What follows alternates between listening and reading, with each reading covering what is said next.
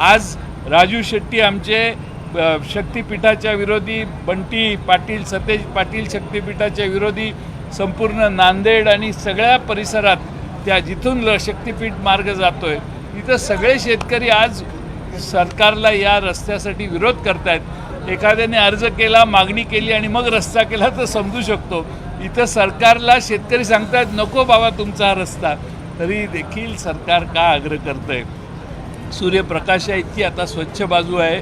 Mega इंजिनियरसारख्या engineer कंपन्या 4-5च आहेत ज्यांना ही कामं देण्याचा उद्योग मागचे 4 वर्ष सतत चालू आहे आणि कामं द्यायची. आणि ते नितीन गडकरींनी टेंडर काढलं तर एस्टिमेटच्या खाली 20%, 25%, 30% आणि ह्यांचं टेंडर इस्टिमेटच्या वर 30 आणि 35% जातं.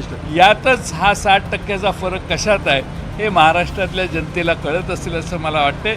महाराष्ट्राची लूट चालू आहे. आमचं एवढंच आग्रहाचं म्हणणं आहे की शेतकऱ्याला उघडा करू नका, शेतकऱ्याला मदत करा, शेतकऱ्याच्या मागे उभा राहा. पण सरकार आपल्या टेंडरमध्ये, आपल्या मोठ्या प्रकल्पांमध्ये गुंतलेलं आहे.